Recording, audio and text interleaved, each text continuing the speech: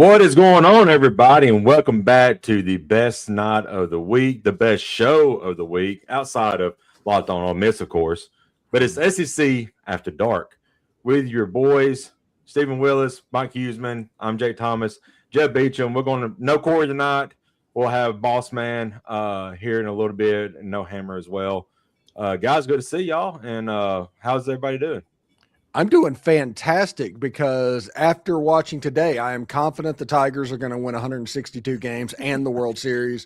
And Kevin McConaughey had 4 hits in his debut, so I'm in a good mood. There you go. Yeah, that's good to be, man. We got an Ash good and first Pat game. show. Yeah, Ash and Pat show. We got some Sweet 16 talk. You know, Texas is playing right now. There's still a few Alabama or a few SEC teams, Alabama, Tennessee, still in it, playing for a chance to move to the Elite Eight. You got spring practice talk, maybe a little bit baseball, but you know what's next, boys? It's lava time. Ooh.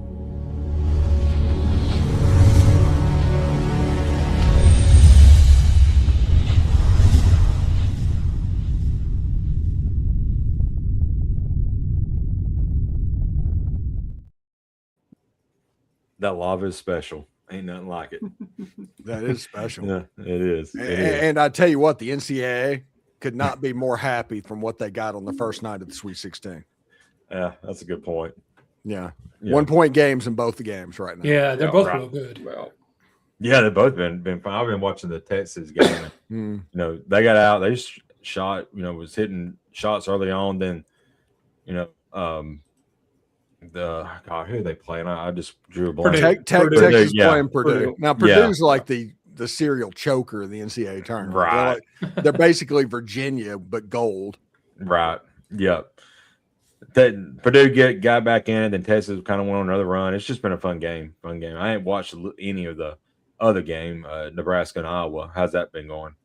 Nebraska, who before the last game had never won an NCAA tournament game, they're up by 2 points with about 9 minutes to go for the Elite Eight. So, okay, yeah, good day for the Cornhuskers. Good day for the Cornhuskers. Sanford, their best players playing well. Makes sense. Jeb, how you feel about Tennessee's chances? Well, I didn't pick Tennessee to get past Virginia, so I don't know. I feel like our chances are great, but not bad. Tennessee's a good all-around, well-rounded team and does well in a lot of spots, which I like. They're just not great at any of them, but it just depends. I mean, they've had a couple players that Mitt's back and doing well, and then is it Gillespie? Is that his name? Has just had a phenomenal run in these last couple games. So if he can keep doing that, who knows? Tennessee's an interesting matchup for some teams too because they're unique, just the way they're made up and play. They're unique, so they could give problems to some people. I was kind of afraid that Virginia, we just weren't going to match up well with them, but I think we out Virginia them. We played better than they did. And then the team we played before them, my man of Ohio, I wasn't as worried about, but they were one of those teams that living down the threes. And I think we shot, I don't know, maybe double the number of threes hit. We definitely outplayed them on that board just for fun. So like I said, Tennessee can do a lot of different things. Yeah. It's just, can they do any of them well enough to win? That's what we're going to find out. Yeah, Texas versus Arkansas in the Elite Eight. Sign me up.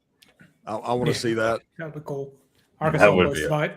Arkansas is going to have. That's going to be. I think that's the game of the Sweet 16 is Arkansas Arizona because Arizona's only lost 2 games. They are really good. Yeah, that is going to be a fun game for sure. Arkansas plays that gritty defense, so it's going to be interesting to see what kind of if they're able to. Make the shots because the defense is going to be really good. It's just all about making the shots for the Arkansas team. Yep. Yeah, they have a fairly decent new coach. He's not bad. Yeah. It's done well for him. Hall of Fame coach, I believe. Yeah. But should be interesting. Is Nate Oates going to North Carolina? No. Kansas. Who knows if that job? Yeah, if Kansas comes open, I think Nate Oates and Todd Golden's going to be right at the top of the list for North Carolina and Kansas, honestly. Right, that what they ought to be. Yeah, the name we're seeing is for some of these jobs is Dusty May. I don't know that he leaves Michigan though. Pretty good gig there. Yeah, and Michigan's a pretty good. I mean, they're pretty good right now too, and that's what Alabama's got net. So we'll see how playing well. how it goes. But you know, and you know, especially this late in the season in March Madness, all depends on who's making their shots. You know, anything can happen. You can get upset by anybody if you're making the shots and the other team ain't. Yeah. And that's why I think Arizona-Arkansas is such a fun game, because Arizona has 7 guys that score double digits. Arkansas has Acuff, who are totally leading that team and is hot right now. Yeah, right. Yeah. It'll be interesting to see. Absolutely. We're about to have Boss Man in as well. What's up, Boss Man? Welcome in. What's up, y'all? Good to see you. Good to see you. Yeah, we're sitting here talking. The NCAA's got their wish basically for the first 2 games of the Sweet 16 because they're both excellent. Yeah, catch me up. I've been out of the loop. I've been working. What's been going on? Texas is up by 1 point over Purdue, 70-69 with about 4 minutes left. Nebraska is up on Iowa, 62-59 with about 7.5 minutes left. Okay, getting interesting. Somebody page Hammer here. He had Purdue going all the way, winning the national title. So, wow! Yeah. So next the one that kills that, he'll have a rough night. Yeah, I have Arizona in mind. So nice. I basically said that Purdue was the gold version of Virginia, which means they choke in the NCAA tournament. Yeah, that's true. Yep, but that one time Virginia won it. One time, maybe this year. Could be. All it takes is one time against Chris Beard, right? Right. Yeah. And granted, full circle. Purdue played for a national title 2 years ago, but when you have a 7'4" center who dominates, it helps. Yeah. Right. Who can shoot free throws, because that's important too. Now they got that 40-year-old guard. It seems like he's been in college for 18 years now. I think he's got a kid my age. He's so long, but he's good. He's good. I ain't going to say nothing bad about him for sure. By the way, Tommy Tuberville put a bill out where he's going to fix college football and stop all of this crazy movement. Tommy Tuberville has that bill. I'm not going to just take off in the middle of the night.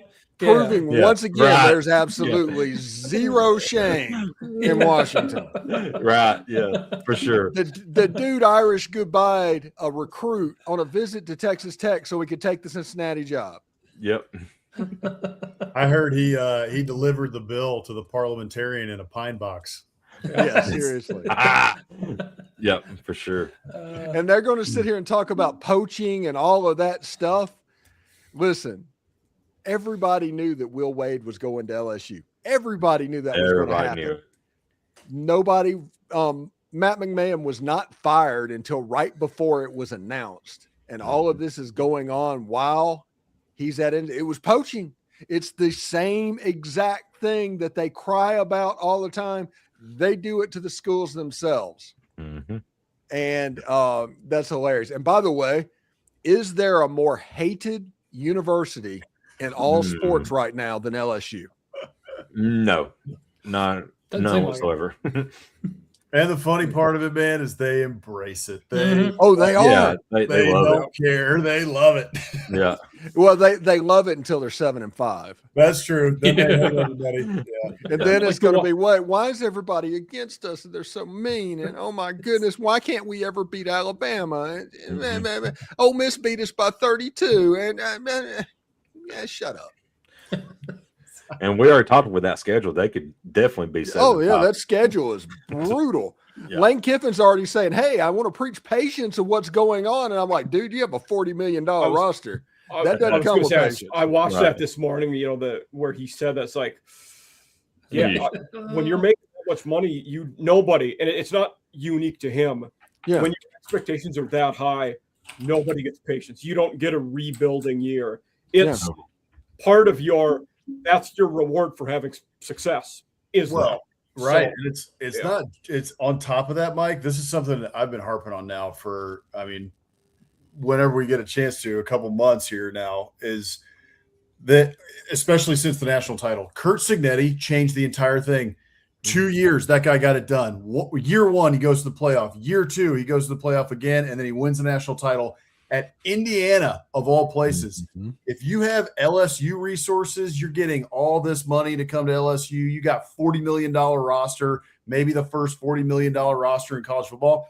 You don't get a rebuilding year, like you said. Put up or shut up No, tonight, put the tomorrow. pressure on. Speaking of that, one of the other topics I wanted to bring up tonight. So, there's the mythical $20 million limit, for whatever. Kyle Whittingham said today, some Michigan, I don't know if it was Ann Arbor or Detroit person was interviewing him, and he said that $20 million limit is totally a myth. There are going to be half a dozen teams this year that have $50 million rosters. Mm-hmm. For sure. For sure. And LSU's going to be one. I think Jordan Seaton's getting nearly $10 million himself. Good Lord. Yeah. Yeah. Yeah. I mean, That is insane. Who NIL wise, this is an interesting hypothetical. Who is making them? If you could think of one guy, who do we think is the highest paid NIL guy this year? it's got to be Levitt. Arch, right? For me, it would Art. be either Sam Levitt or Darian Mensah. Because it's going to be some of the Mensah, change yeah. schools, I think. Yeah. No, I think the NIL is coming to go from deep pockets. Now, rev share, that's a different story. Okay. But Yeah. for the NIL, that's coming from a different pot. So if you put it all together, I think Arch has a good thing. Now, if you look at rev share, up there too. At USC. yeah, they had to overpay that quarterback coming in to LSU because they lost him. They did the embarrassing thing where he left. Lane Kiffin went out there and tried to re-recruiting. They had to offer him basically double what they were offering before. So his rev share number is probably astronomically high. Yeah. Good Lord. Are we maybe 3 years, either 2 or 3 years removed from thinking that whoever got the $8 million, probably Nico, contract was just so ridiculous? And now we got 10. And that was basically $2 million a year. Yeah, $2 million a year. And now it's it's escalated so quickly. Jeb, that's a great point. I mean, I don't know if you guys saw this interview. I can't remember who did it, but Josh Pastner, who's at UNLV now, was at Georgia Tech for a while. He did an interview, I think it was yesterday, and there was a couple clips coming out on Twitter. He was talking about, he was regretting his time at Georgia Tech about they had two players. They had, I think it was the ACC Player of the Year and also ACC Defensive Player on the Year on the team that Georgia Tech won the ACC, I think, tournament championship with. And that team won, and it was the first year. The next year was NIL gets put into place.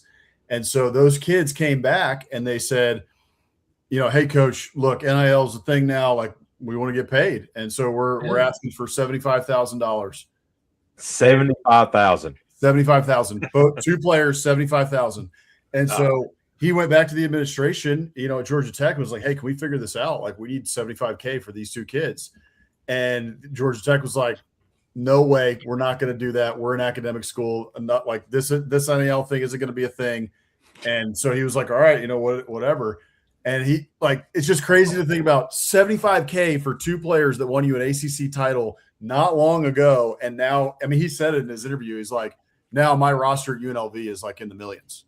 Now that $75,000 is for the 13th spot on your roster that's only there to be a situational player and very set things and very good on the scout team. You know, Bobby Boucher, I'll go dig into my couch cushions. And may get a snap or two on special teams. That's about it. Yeah. I mean, $150K for two players, and now, I mean, that's ridiculous. It's crazy how fast it's escalated. That's I think what has a lot of people worried is where's it going? And we got to do something to rein it in, and we can't wait too long. Well, and that's something I brought up too at some point. Jeb is like, I might have brought it up on here, a couple of weeks ago. Is like, at some point, if we continue to escalate to these astronomical levels where we're talking, it's not sustainable. There will be donors at these schools who are the mega donors. I mean, what does each school have, right? Like some of these big schools, Ohio State, how many really big donors do they have? That could just fund this stuff in perpetuity. Maybe Oregon has a big one. The Big Ten schools have more than the SEC. Texas, SMU, and AM have about 25 at a minimum. Texas Tech, same way. Even still, though, I think that you're probably going to have some of those guys fall away to just be like, why are we funding $50 million rosters every year for what return? Are we going to do this for 20 years? That's the problem. You have to win immediately or they're going to want their money back. As long as you're winning, the money's not a problem because you have the Ole Miss situation. We're fine giving money away what's going on because we're winning. Mm-hmm. You do what a Mississippi State's doing, 4-8. I bet it's difficult to raise a quarter of that amount of money from those boosters. That's what's not sustainable is you just can't count on the money. for the good times and bad. Right. Well, and they had to do this in the NFL. I mean, remember rookie contracts getting crazier and crazier every year till, players were getting $50 million coming straight out of high school. They had to eventually say, okay, we've got to cap this somewhere and stop raising it so ridiculously every year. But how? who was the LSU quarterback that? The year that happened. The year that happened, so Sam Bradford was the first pick in 2010. Was instantly one of the highest paid QBs in the league. They put it in place. Cam Newton was the first pick the next year. Was in what is now the rookie scale, where it's significantly less. Yeah, and definitely ended up being worth more. But it was collectively bargained. We have to get to the point where we can collectively bargain before that's even a thing. We're gonna need a student union, yeah.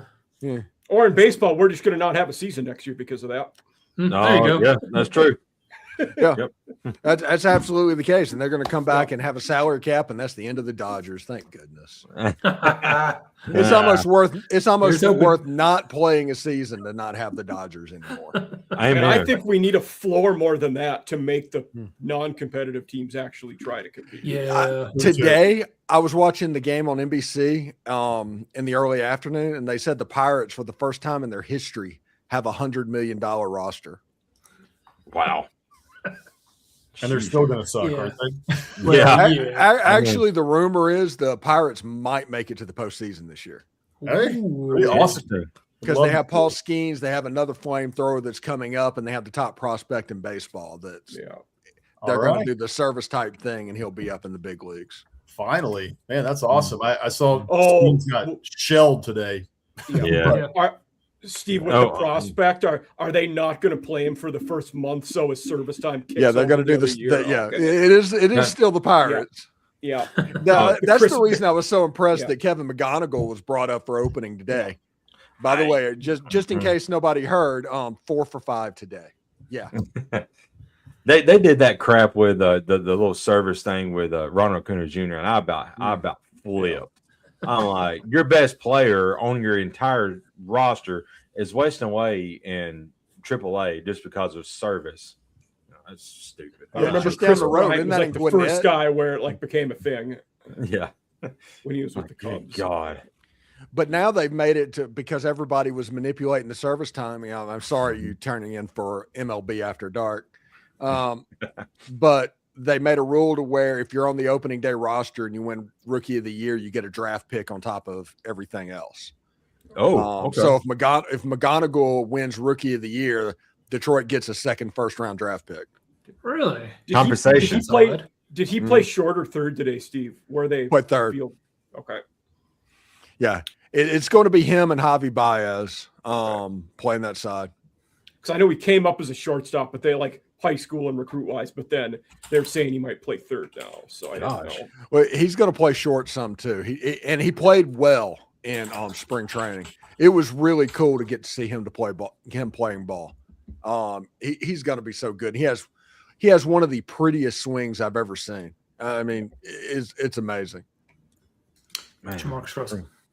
Who's that kid for the Red Sox? I'm looking forward to watching him more. Roman Anthony, man. Yeah, former Ole Miss signee. Yeah, so I saw that. I was just reading up, opening day, right? Like reading up on some of these teams. What's the outlook? And then I started looking into Roman Anthony. I was like, dang, this kid, he's a baller. And I saw committed to Ole Miss. Yeah, he's a candidate for their MVP this year. Yeah, that's where he is. Steve, isn't one of the young top prospects a guy from the Jackson area? Yeah, Connor Griffin, the Pirates guy. It is okay. Mm-hmm. Yeah, he committed to LSU, but heck, he grew up playing in Florence, which is where I played Little League in high school. So he probably played on the same fields I did, and he's the number one prospect in baseball. Wow, nice.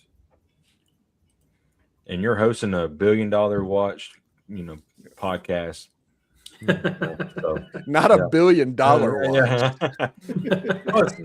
I wish it was $1 billion watch. I do too. Yeah. It'll get there eventually. Yeah, me and Jeb would live in Tampa. Yeah, because yeah. Good old Tampa. Yeah. It's like, hello, Austin daddy and issues. Bossman and I could get studio like busting with the boys where we just pot all day. Yeah. There you go. Yeah. Right. If we ever made a decent amount of money, I'm dead serious. If I ever hit the lottery, this After Dark channel would be absolutely obnoxious to the point where everybody's like, where the hell did they come from? Nice. I love it. I'm here And for it would be based Yeah. out of Winter Haven. I'd move all you guys down here and we just do this full time. Oh man, that'd be so fun. Yep. So fun. That would be a good time. Hey, back to what we talked about when I first got on. I got a question about what you guys think. I mean, I know it's funny, it's Tommy Tuberville, but I kind of like some of the things that he said, like 5 for 5. Maybe if you get like a waiver. I've heard, I can't remember if it was in his bill or not, but I've also heard like potential fees or something if you transfer interconference. That might not matter because teams are going to pay whatever, but maybe it might limit that a little bit. So anyway, I was interested to hear y'all's thoughts on those proposals. If Tommy Tuberville presented a bill to where I was going to be presented with $2,000 per month in perpetuity, I still would not trust it. That's fair. You have a reason. Good point. Yeah. You have a very valid reason. Ole Miss fans, I get it. Yeah. Lay Senator X. Senator Yeah, X there you go. this proposal Yeah. down. Yeah, it's one of those things. It's like, well, I would trust it more if Ted Cruz said it. That's where we're at with Tommy Tuberville. Well, he sent the bill in from where did he go? Cuba? No, he didn't go to Cuba. Well, Cancun. Right? Cancun, Ted. Yeah, yeah, right in the middle of the ice storm. That was great. yeah. I lived through that. I remember that very well. Yeah. Yeah. That may be one of the last bills he introduces because he's running for governor here in the state of Alabama this upcoming year. I think it's last year. Yeah, Toville. Yeah, that's why he's stepping down. And he'll probably win. But the good news, the only hope that I have is maybe there's enough Alabama fans that are willing to put school over everything else. They may do it. Very possible. It's one of those, I honestly wish nothing but failure in his life, and there cannot be a good thing that happens to him that isn't like the work of the devil. And and I can wish him only the worst moving forward. I mean, he's a snake. He literally had people packing up the football offices at halftime of the Ole Miss Mississippi State game so he could go to Auburn that night. All of the recruiting. David Cutcliffe came in, had no recruiting files. All of that got taken.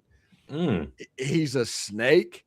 And listen, Tommy, if you want to curtail all the transfers, a one-time transfer policy, why don't we move that over to coaches as well? Ooh, I love it. Very, very good point. I think the only way that he wins governor, to get the Alabama fan vote is to have like AI or hologram Bear Bryant give him the endorsement. Yeah. Then maybe he wins. He doesn't get that, man. I don't know. I was thinking, is he going to go after Nick Saban, try and get him to back him up? It's the only thing I can think of. That would win. I guarantee, Jeb, he's going to do that to try to have round tables or something with Nick Saban. Yeah. Just randomly, and I'm sure Lane Kiffin will get to this thing as well. But I just randomly wish shingles on him. That's awful. That's awful. Yeah. I wouldn't wish that on anybody except Paul Maneri.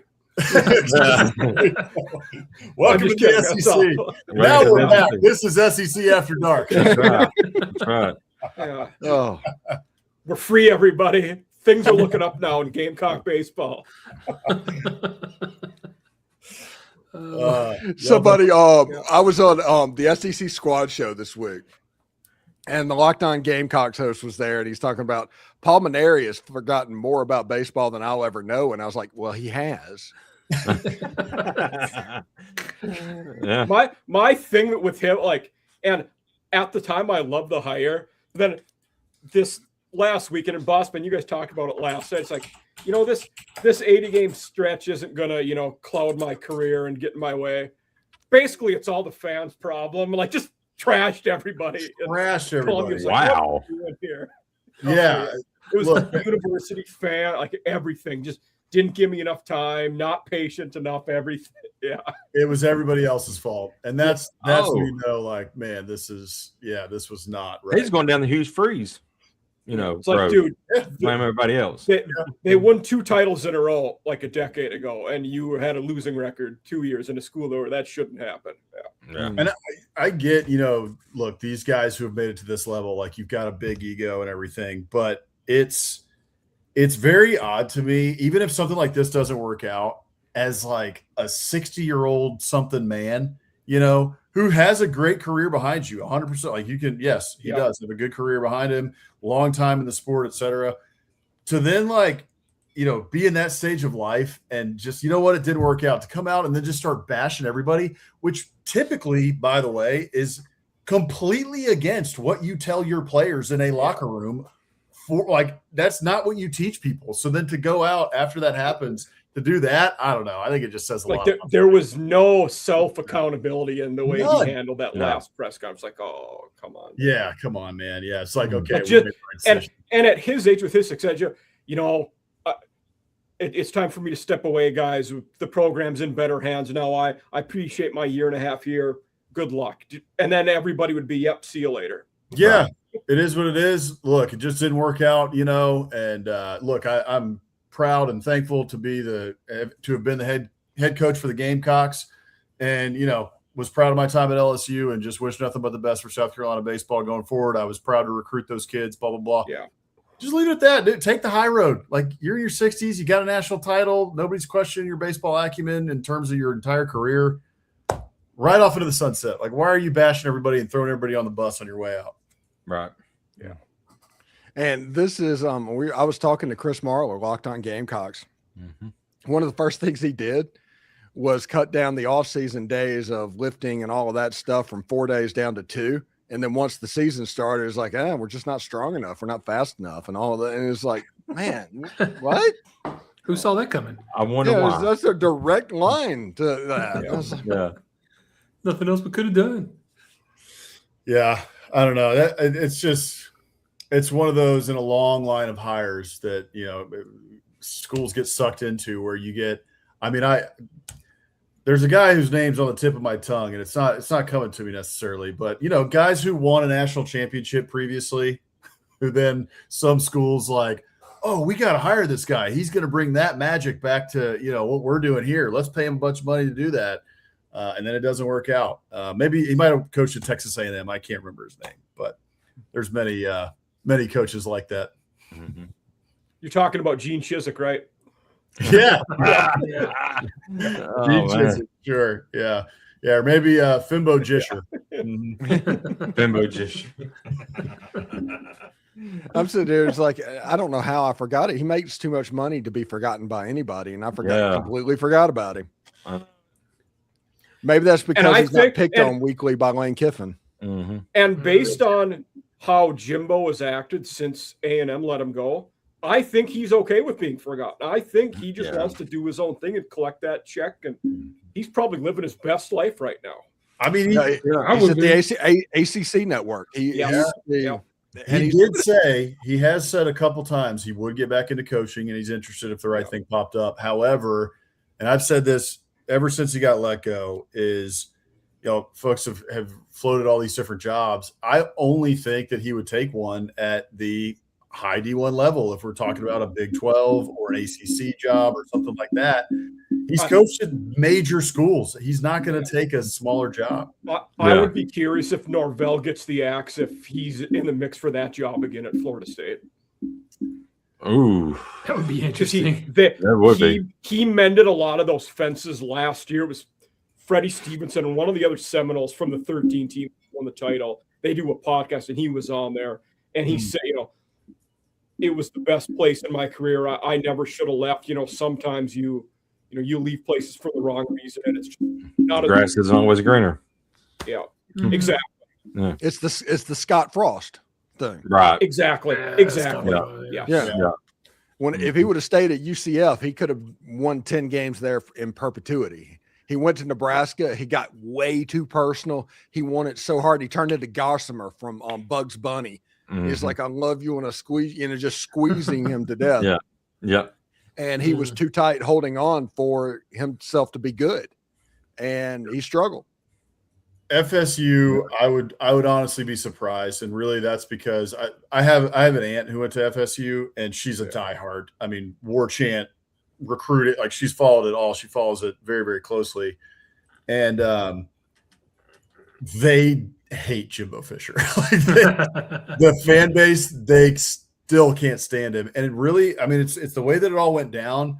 But also, if you rewind to, what was it, 2017, I think, or 2016, when that was all going down, that last year at Florida State with Jimbo was abysmal. It was very bad. That offensive line was terrible. It was his only bad year, really, there, though. Only year, that's true. But it was still like the fan base was kind of getting a little annoyed, like a little fed up. And then that year happened, and it was like the perfect storm. It was like, we're done with this guy, and we're sick of it. And then the way that he left, he would still have to mend some fences with the fan base, I think. Yeah. Actually, that's a good point. Even if you've mended fences with some of the people there, the fans are going to be harder to win back over. Well, I've been on a team when the fans revolted against coaching hires. So, and here's the other thing about that is that, you know, you've got a few of those. Fan of a team. What was Jimbo's big gripe with Florida State at that time? They don't give me enough resources. Yeah. They don't give me enough money. Everyone else is outpacing us in terms of facilities and money and buy-in and all that. And so all good athletes for them. Good to see you.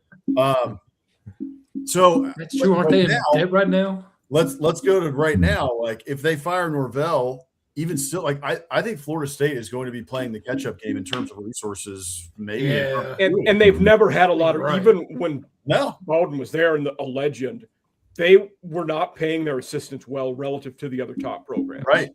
Right.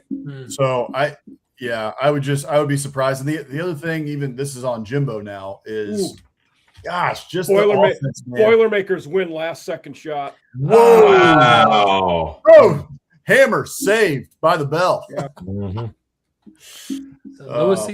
know what's interesting? You talk about Florida State being down. They are the number 3 school in the state of Florida now.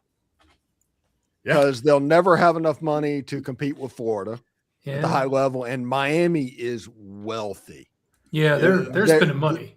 Yeah, they can legitimately play this game, and I don't think Florida State can right now, even because they're just such in a pickle at the moment. Ooh, Iowa beat Nebraska too. Is there a scenario? Oh wow! Where UCF passes Florida State? They are in the Big 12 now. They are the most populous school in America right now. They have over 70,000 students. Yeah. Mm-hmm. You would have to have. I don't think they have the donor base. I wonder there. You know, you talk about NILs and connections. Could they get one with Disney, which would be just a windfall if they could do it? I don't know. Central Florida. Which area are they in? Orlando. Are they in Orlando? Oh, okay. Yeah. Oh, yeah, maybe then. Yeah. Well, USF is Tampa, right? So USF. Yeah. Orlando. Yeah. I was saying, I like USF better, but no, you're right. Once USF finishes their new stadium, they're going to be a problem. Yeah. Yep. I want to go see a game there. Yeah. To me, the wrought iron USF fence around the campus is awesome. Yeah. USF is a candidate for conference expansion. Yeah. When it happens. They'll be in the Big 12. Yeah. UCF. Having them and UCF together makes sense, being rivals. I don't think I have to look back. I don't know enough about UCF, but I feel like this was in USF. I think it's the same way. This is probably 20 years ago. They became very aggressive on expansion. It just like, hey, the university enrollment, all that, it ballooned like crazy, along with the state of Florida, just the population growing. But I would be surprised if they ever took Florida State. I think it's going to take 10 to 20 years for that to happen, just because of the deep ties of Florida State. Like, Florida State football goes back to Bobby Bowden in the 70s, you know what I mean? Versus UCF and USF, it's just kind of a newer newer tradition, and also the same thing with their students and their alumni, right? Like Florida State alumni goes back a long way to caring about football. Yeah, that's fair. And the size of those schools has not been the same, nor is the buy-in to football. And also, there might be 70,000 students at Central Florida, but most of them are transient. Right. That's fair. That is absolutely true. Joel, I've been trying to find it here the last couple of minutes. I can't seem to find it, but I saw it on Twitter maybe a week or two ago. But somebody had posted like all the SEC coaches who have been fired the last decade, I think, is like top 10. Auburn had 3 coaches on there. So Yellowwood is putting out a bunch of money for them just to be, mediocre. And if Golish is, which I think Golish can probably win 8 to 9 games there, but if they fire him, my gosh, that's 4 on the books for him. So they're not mediocre. They would pray for mediocre right now. They would. That is true. So would Arkansas. Mm-hmm. Yeah. But hey, Arkansas took clocks off the walls in the facility, so they're going to be fine. Yeah, good. Smart. Very smart. Yeah. So it's like a Las Vegas casino now where there's no concept of light outside or time. Right, yeah. No, take the clocks down. You're going to be fine. Arkansas has everything in control. No more looking how much longer we got to practice, how much longer we got to lift weights. Just go out there and do it. Goodness. Hey, Coach, I got class at 2. What time is it? I don't know. Yeah. Yeah, right. It is shut your mouth 30. Yeah. We're going over an inside zone. We saw the film. Y'all don't know how to run this. Oh my gosh. They don't know how to play defense either, so they got a lot of film sessions there. Listen, I was the 7th best coach in the American Conference. There's a reason Arkansas hired me. Clock's coming off the wall. I know that we all take hate online for a multitude of things on Twitter. I've been taking some lately for that exact thing, Steve. This dude, one of my articles for Farrell, just going at me because I liked the Golish hire more than Silverfield, and he was an Arkansas guy. But I like, how can you say Silverfield's such a better coach and he won in a tougher spot? Like, dude, he took over a 12-win team and never got that many wins. Right. Golish took over a team that won 4 games in their last 30 and never lost one fewer than 7. We're not on the same playing field here, people. Yeah. I think Golish is a really good coach for sure. He is. And it's going to be nice to see. We like to poke fun at Auburn because, right. But they're going to be competent offensively this year. Right. Defense may be a struggle, but offensively they're going to be good. And I don't think neither of them, but especially it's not a 1-year turnaround. Auburn has too many G5 guys to be that great this year, but I think he'll get them better. Yeah, they're going to contend for the American this year. Yeah. It is. I mean, it is wild when you think about where Auburn is. I mean, so the last time they won more than 6 games was 2019. Mm-hmm. And that was COVID year. No, 2019. That was before the COVID year. Yeah, 2020. That year also got the Gus Bus fired, if I'm not mistaken. Yes. That is right. Yeah, correct. So then the COVID year, 2020, that was the first year of Harsin, right? Yes. So Harsin goes 6-5. So they were 6-5. No, in 2020 was Gus's last year. It was still Gus. Okay. Okay. Yep. You're right. Kevin Steele was the interim at the end of the year. Right. Right. COVID tanked them. Excuse me. They got tanked during COVID, but the recruiting tanked at the end of that year. I remember that. Everyone's like, what the hell is going on with Auburn recruiting? Yeah. I know that because Auburn was the last win of the Will Muschamp era because they were 2-8 that year.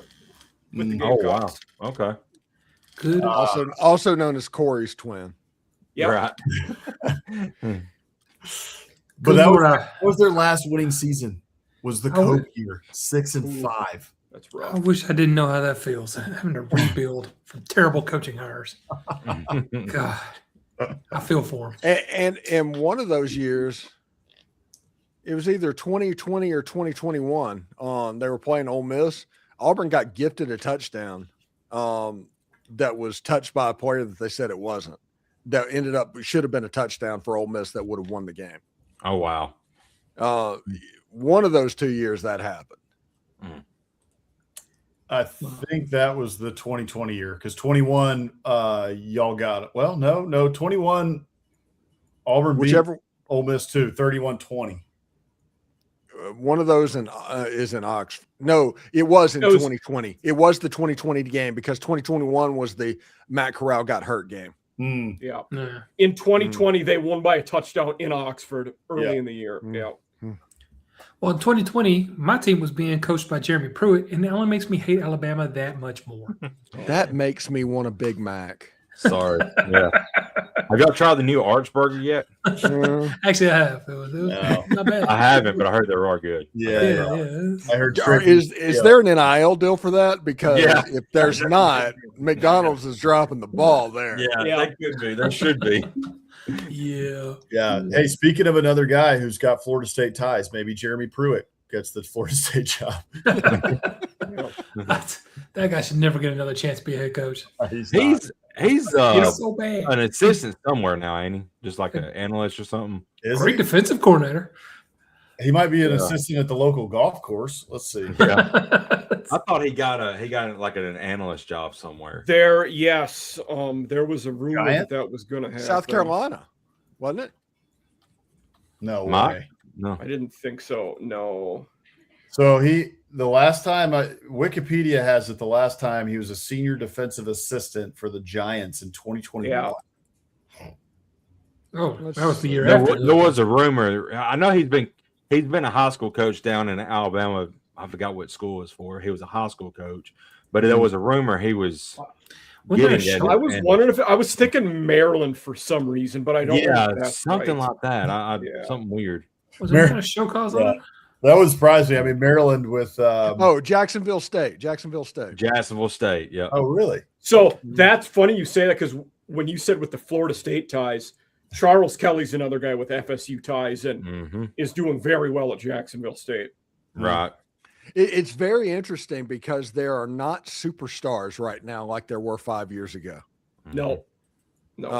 So it's more of a coin flip than it ever has been in coaching search. Like Will Steins, although he feels like he might be a little bit gimmicky right now, but he still is an up and comer that people thought well of. Who's that guy now? You know, who I guess Charlie Weiss Jr. Yeah. I mean, the roster isn't as plush as it was when Nick Saban was running his rehabilitation clinic. Yep. Yeah. And maybe that's because with having less patience for head coaches, you shuffle guys in jobs more. You don't get time to develop as long as an assistant like that. Yeah. You don't get 4 years, 5 years anymore to rebuild a program. Yeah. That guy, Jerry Neuheisel could fit that bill. Yeah. Yep. Now at Northwestern. Yep. Yeah. Glenn Schumann. There's a couple. For sure. One guy that's already been a head coach. I would just say Kane Womack, but he's already been a head coach too. Yeah. Kane Womack. One thing that I'm curious about is whether or not Colin Klein's going to be Kansas State's Oklahoma Mike Gundy, or if he's going to be a guy in 4 years that makes bank and goes to the Power Two. Very good point. And what if he goes the third option and they fail? They've not won, historically, they've only been good under two coaches, Kleiman and Bill Snyder. Yeah, that's true. Yeah. So I like Colin Klein. I think Texas A&M, with him being gone, I'm curious to see what that looks like with the first-time coordinator. I'm a little worried too. Yep. Yeah. Especially with the strides we know Marcel Reed's got to make if A&M is going to do any better than they did last year, right? And the big thing we've talked about there too, boss man, is that O-line is going to be pretty green behind the ears. They could start early on. Yeah, it's the problem Texas had last year, which we hammered in the preseason. Like, hey, look, if Texas is not going to be national title, arch Heisman thing, this is where it's going to be an issue, and that was the issue, up until later in the season when those guys started to mesh, and so A&M now is dealing with the same thing. We got a lot to replace along the O-line. Although I will say, I've been listening to Mike Elko's, his press availabilities, and he's been saying that he feels like the offensive line is the deepest he's had it at A&M since he's been there. So that's 2 years he's been there. Year 3, he's like, we got athletes all over. Like, we feel we can interchange them a lot. So that's good things, to hear from Mike Elko. You trust him, but at the same time, let's see it, right? Let's get into week 3 and see what we're feeling. That early game at LSU could be fun. Is Formby starting? Is he on first team? He should be. Yeah, he should be. Mm-hmm. Is he at guard? Is he at tackle? Do you know? I don't know. That's a good question. Okay. I haven't seen. Yeah, I'm pretty sure LSU gets Texas A&M the week after LSU plays Ole Miss. They do. So you want to talk about a tailor-made thing? Ooh, yeah. If you are good at all, and we all know that Blake Baker has not figured out how to stop a running quarterback yet. Nope. That game's in College Station as well. If Lane Kiffin loses to Ole Miss, there's a chance that it gets ugly in Baton Rouge. Mm-hmm.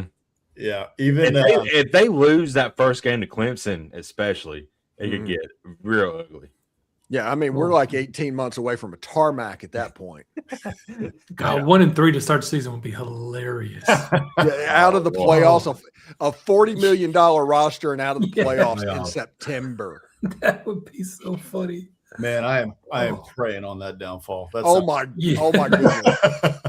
It's like I said, like LSU right now is got to be the most unliked college football team in college, or college sports team in college sports history. Mm-hmm. Yeah. And the other thing, very few people talk about, Steve, you've mentioned it a few times, but Lane has typically not done well in year 1. It's typically been a rebuilding year for his teams, where he's getting the system in place. He's not great. Yeah.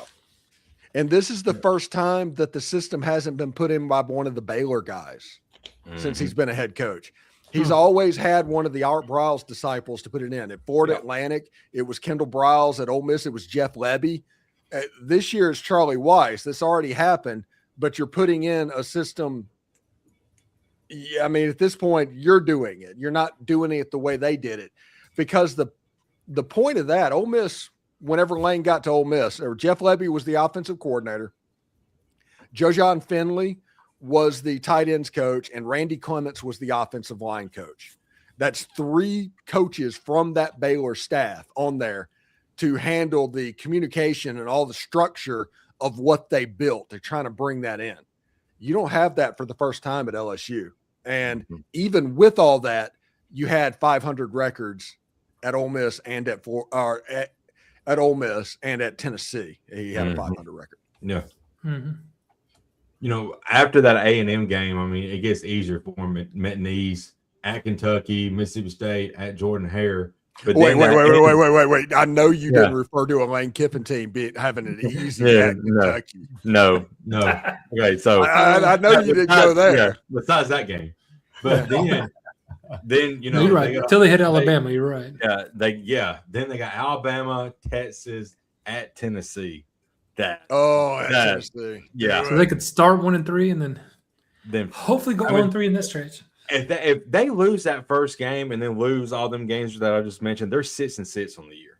Yeah. 6-6 with one of the most expensive rosters in college football.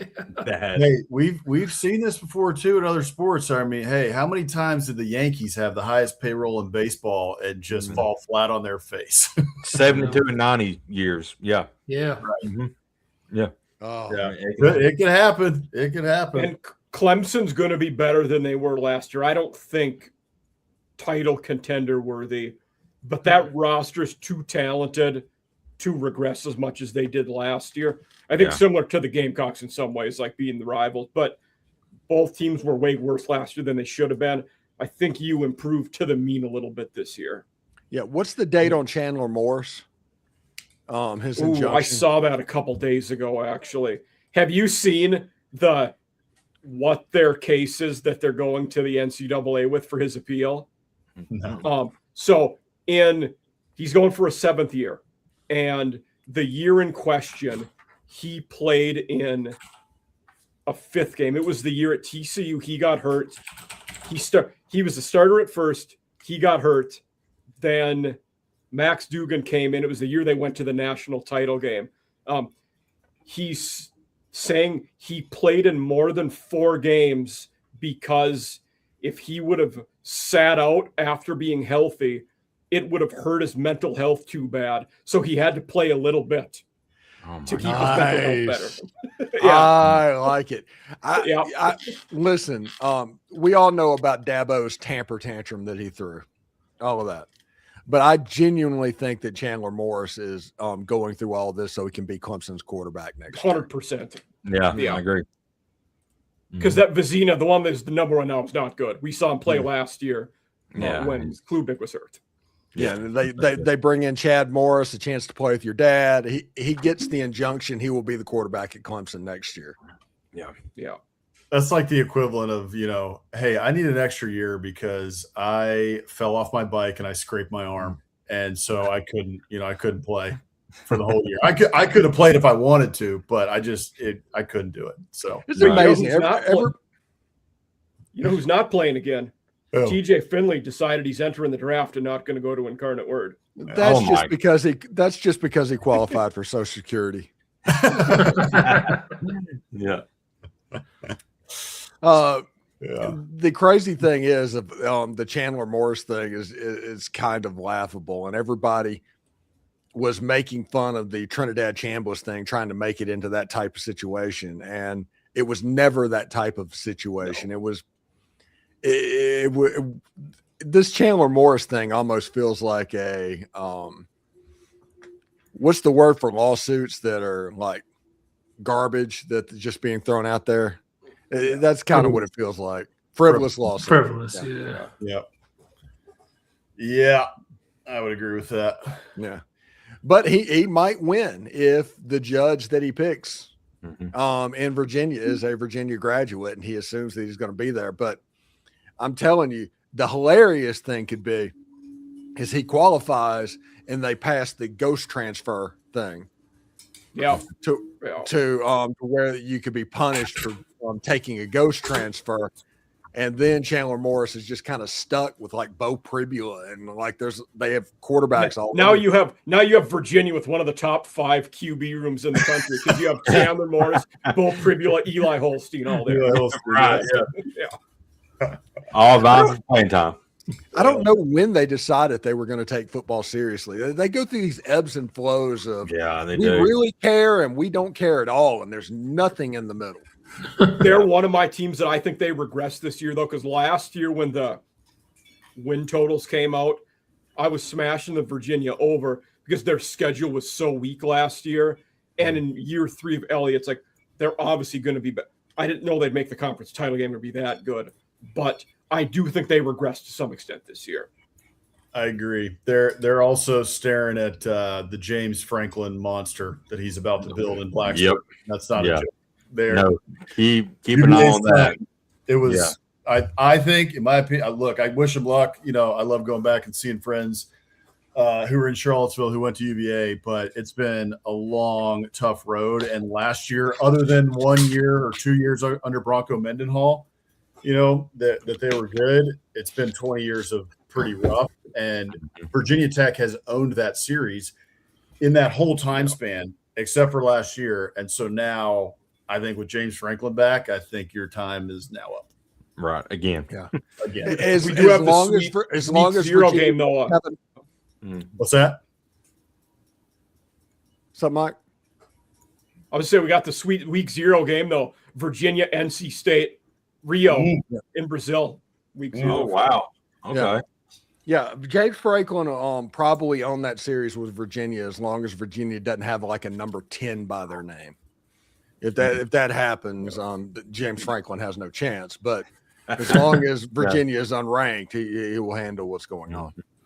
Yeah. And UVA is a tougher schedule too because they got non-con. They got West Virginia at the Panther Stadium in Charlotte, and they're going to be better in Rich Rod year 2. Yeah. It would be it'd be fun to see UVA sustain. I think part of what happened with UVA is one, Tony Elliott changed his philosophy a little bit. Like he was going heavy recruit and then supplement with like 20% portal.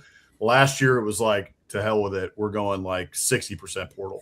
They portaled in everybody, and they just went for broke. And he did a similar to Signetti, like try to get upperclassmen kind of thing, and it worked. And so we'll see if that was lightning in a bottle, or if they're able to sustain it. I mean, it's fun when UVA is good. I mean, they're a traditional, not a power, but a good program. Yeah. And they were, when I was growing up there, when Al Groh was the coach, they were fun. They were top 15 every single year. Mm-hmm. And so to have them not be good for so long has been rough. I think what happened is in part, so Tony Elliott changes his philosophy a little bit and is, kind of catches lightning in a bottle, gets Chandler Morris in, year 6 does great. And then the other part of it is I think UVA is looking at when Tony Bennett leaves, right? The basketball program. We don't know what's going to happen with that. We have no idea if they're going to be good. They were good this year, so they made a good hire. But at that time, it was shaky.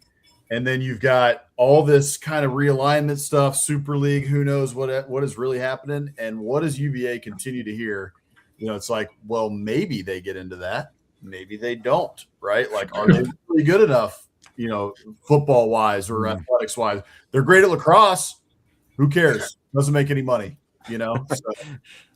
They were good at baseball last year. Again, nobody cares. Again, baseball doesn't come into effect with Super League. Well, and same thing. They just lost Brian O'Connor, right? Yeah. He's at Mississippi State, and he's kicking ass down there, right? Yeah, he's really good. They're really good, dude. They're going to win a title in the next 3 years. So like, I think UVA has been seeing that and it's kind of like, all right, we got to really invest. And football's the engine. Everybody knows it, right? We got to invest. We got to figure this out because we can't get left behind. Yep. And the cool thing about it is the Tiki Barber era uniforms are starting to make appearances again. Mm-hmm. And that is something they've needed to do for a while. Mm-hmm. I agree. Yeah, those are awesome. Steve,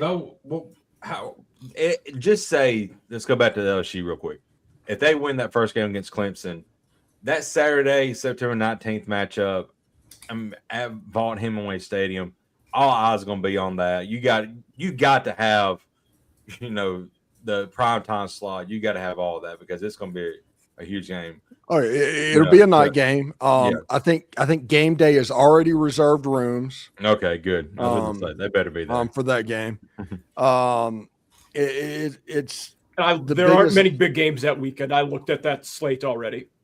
Okay, and it's probably the biggest regular season football game that has ever happened in Oxford at that point because of all of that. Yep. And it's going to be nasty. It's going to be vitriolic. It's going to be a game that I don't come within 1,000 miles of, honestly. It's like, I do not even want to be there, but I'm sure there's certain people that do. Mm-hmm. And Ole Miss has more talent than LSU. Mm-hmm. That's the thing that you don't hear. They have a more talented team. Right. And they have the top quarterback in college football, the top running back in college football, and the top kicker in college football on their team. That's not something that you can say about Ole Miss every year. Mm-hmm. But they can this year. And it's up to John David Baker to keep the Ferrari between the lines.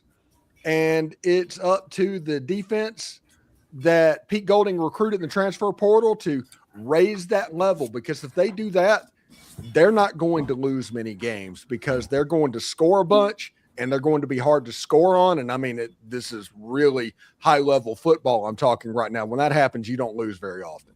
Yeah, for sure. Yeah, it's going to be a fun season. I'm excited. Yeah. So, hey, one other thing before we get out of here, Tyler Fay, no hitter, man. Oh yeah. That's against Florida, and then Florida fans have an absolute meltdown because they got swept. Now they're like, they've been saying their coach is awful, and I don't know. People don't like him for some reason. I don't know anything about that coach. I just know that they cannot stand him at the moment. So anybody want to lie me? Let know. He's one of those people apparently that tries to fight everybody. Okay, so it doesn't matter if you're with him, against him. If he will try to fight you.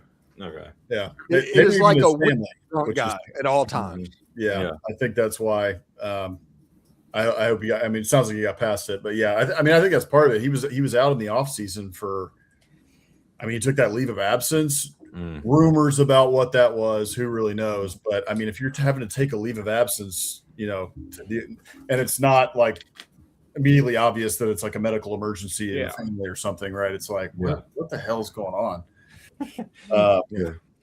It is interesting. I mean, SEC baseball right now, Mike, you put it in the chat the other day. 13 out of 16 teams in the SEC ranked, which is pretty incredible. But also just some of the like flip that's going on. You got LSU starts out the year number 1 or number 2, depending on the poll, out of the rankings and not playing well. Texas has lost. They're still way up there, but they've lost 2 midweek games to nobody's. Nobody's. Slosh is toast. You guys got rid of him at the right time, I think. Yeah, his career's over. Yep. Yeah, for sure. Yeah. Although if you watch a Texas game, like their whole team have mustaches. It's like watching Magnum PI on repeat. Yeah. Hey, and let me say this: don't sleep on SEC softball either. They got some of them girls are really, really good this year. Absolutely. Shocker! Ole Miss got swept by Oklahoma. Oklahoma's still a juggernaut. Sweep everybody. Welcome to the club. Right? Yeah, pretty much. Yeah. No, it's fun though. I mean, Vandy too. Vandy's Vandy. I know. Well, Vandy just can't offer everybody a full scholarship, and everybody else can only do 11.7. Now that everybody can do scholarships, it's fair finally, and this is happening. Yeah. Corey's not happy. He's like, fire Tim Corbin. I was like, well, let's not go there. Come on, come on. One bad year in his entire tenure, he'll be fine. Right. He'll figure it out. All right. 2 minutes, Jake. All right. Well, this has been SEC After Dark with your favorite guys on Thursday nights. Boss Man, Stephen Willis, Mike Huseman, Jeb Beecham, and Jake Thomas. You can find us all right here every Thursday night. You can find Stephen on the biggest, it's worldwide now, I believe, probably global, Locked On Ole Miss. I mean, he's got like 14 million subscribers at this point. It's only 19,500. Okay, we'll get there. But, it's 8 million lifetime views. That's wow. That's nice. Yeah. Nice. There you go. So, Mike Huseman, All Season After Dark, doing a great job there. What did you got lined up this week, Mike? Next episode, we continue our tour of Conference USA. Got Sam Houston coming in next week. So, that'd be good. Probably Monday, Tuesday. We're looking at that. Tried really hard. You could get Phil Longo on your show. I would love to. Yeah. Joe, what you got lined up? Oh, wait. Hang on. Well, I'm having surgery next week, so I will not be on next week's show. Okay. Good luck with everything there. Hope everything goes well and everything. It's a small one. It's surgery 2.0. That's what it is. Yeah. The first one didn't work right, so we're going to try it again. Is this the one where they go in your leg, but to the arteries? To the heart. Yeah. Is this the one where they fixed the defect that you're a Tennessee fan or like? No. They're going to burn my heart, not my brain. Yeah. He's going to come out and say Texas is the real TUT. Yeah. If that does happen, just shoot me. Jeff's going to be on the following Thursday. I wish we would have hired Greg Schiano. Oh man! Man! Oh god! Butch Jones was a good dude. Yeah. He was building something here. Yeah, brick by brick. Yeah. Hey, Doctor, you're a champion of life. Thank you for what you did. What we need is more garbage cans on the sideline. Yeah. Oh, y'all are funny. Good luck, Jeff. Good luck, Jeff. Yeah. No Hammer tonight, but we got Boss Man, one half of Biscuits and SEC. Boss Man, you guys are up to 78 episodes now, I believe. That's we are, incredible. So we're rolling. It's been a lot of fun, man, and we just keep building it. So, folks want to go follow us, check out our channel. It's at Biscuits and SEC on YouTube across all platforms. We have fun just putting out memes, all sorts of stuff. We got a newsletter that you can check out as well. Morning Biscuits newsletter. That's at biscuitsandsec.com/newsletter. And we're just having fun with it, man. We just love building it, love doing the show with you guys, and love college football, SEC football. So check us out if you're interested. Oh, and also we love Southern cuisine, biscuits as well. #1 podcast for people who love biscuits and SEC football. Yeah, according to it comes together. It comes Times together. Magazine said that. Yeah. Time Magazine said that. Yeah, there's my Time Magazine said that, and I'm Jake Thomas. You can catch me on Bama After Dark too, and Todd Talk Live with my cousin Stacy. So we catch up on all the. We broke down some videos about spring. Very interesting offensive line battle going on right now. We actually moved Michael Carroll back inside the right guard and have moved Javen James to right tackle. So we'll see how that goes and see if it plays out like that. Real quick before we get out of here, pick one: Mhm. Austin Mack or Keelan Russell. Keelan Russell. See y'all next week. Yeah. And together we are SEC After Dark. We will be back next Thursday night, barring any kind of madness happening. And hopefully we'll have a full squad back next week, minus Jeff. But anyway, thank you all for listening. We'll be back next week, same time. See you later, guys. Thank you, and good night. Gig 'em. Extreme. Go Howdy, Vols. toddy.